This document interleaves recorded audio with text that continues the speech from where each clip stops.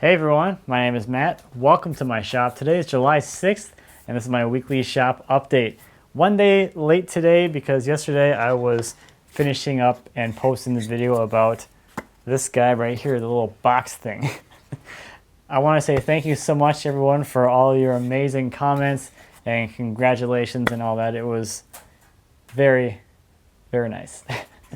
Both Lindsay and I really enjoyed going through the comments and reading all the awesome comments. It's incredible because you don't know how many people are out there watching your videos and care about you until you announce you're having another baby.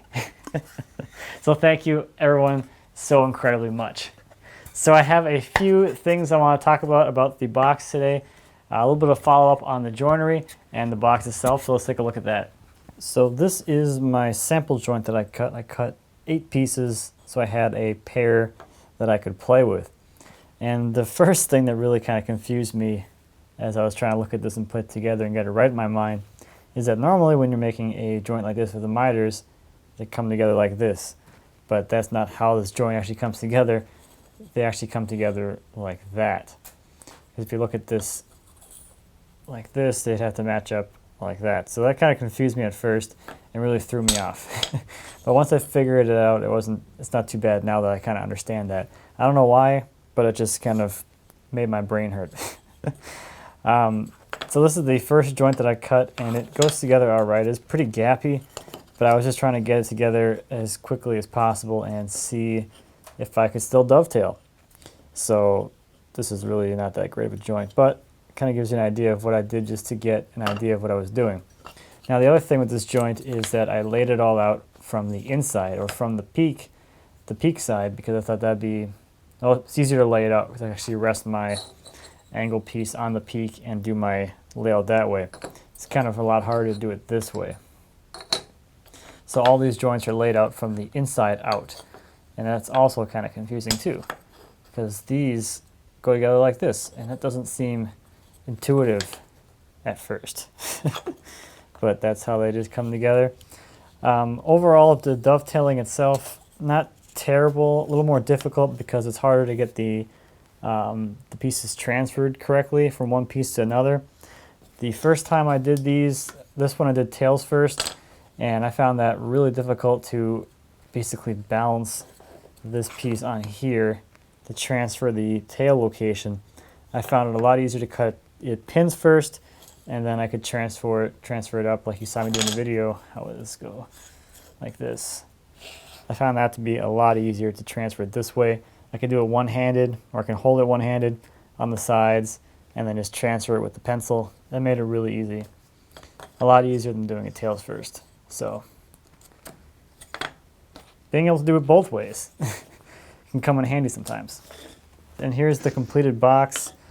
On here, well, I had that idea using that magnet, but it's just not strong enough to actually pull this thing into position or into alignment. But that's all right, because the pin itself, the pivot pin, is pretty firm, so it stays wherever you put it, and it's not that hard to just kind of put it in the right spot. Swings all the way open really nicely. The box itself is heavy enough so it doesn't tip over with this out there. And I like the little pivot pin. I did put a little bit of I guess a round over effect on there. I left it proud because I thought that'd be kind of a cool look. I don't know if it is, but it is what it is. And then here's the inside.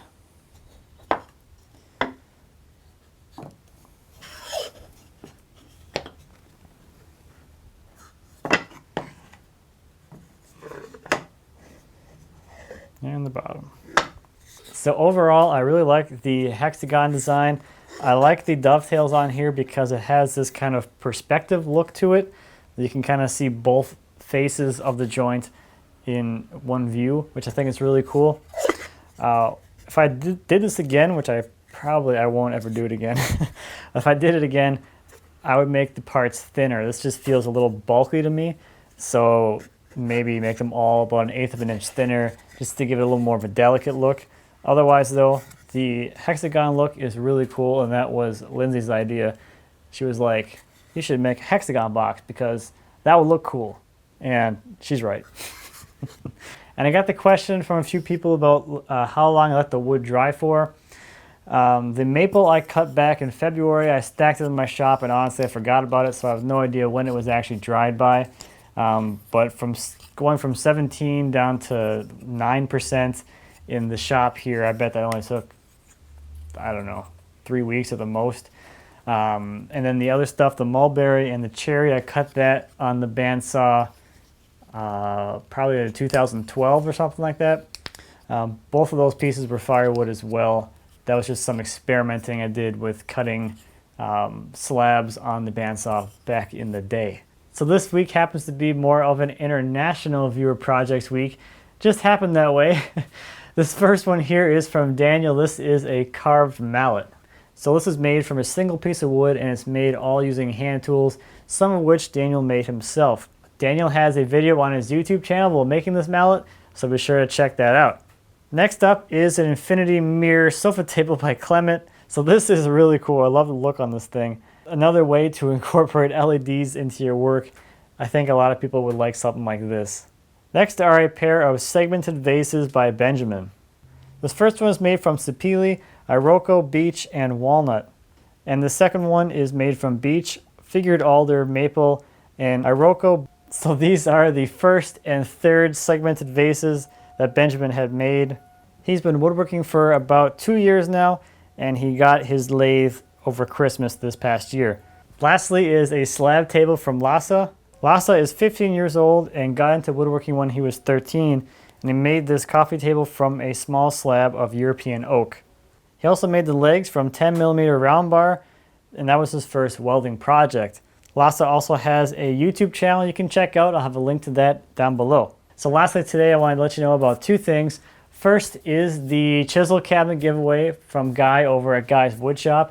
Guy recently did a video series for Simple Cove, which is a really great website where you can share your projects and stuff like that. I have a few of my projects up there, so it's a nice place where you can upload and share the projects you're making and the progress pictures and all that fun stuff. Guy did a video series for them about making this cabinet. It's a nice step-by-step walkthrough of the whole thing.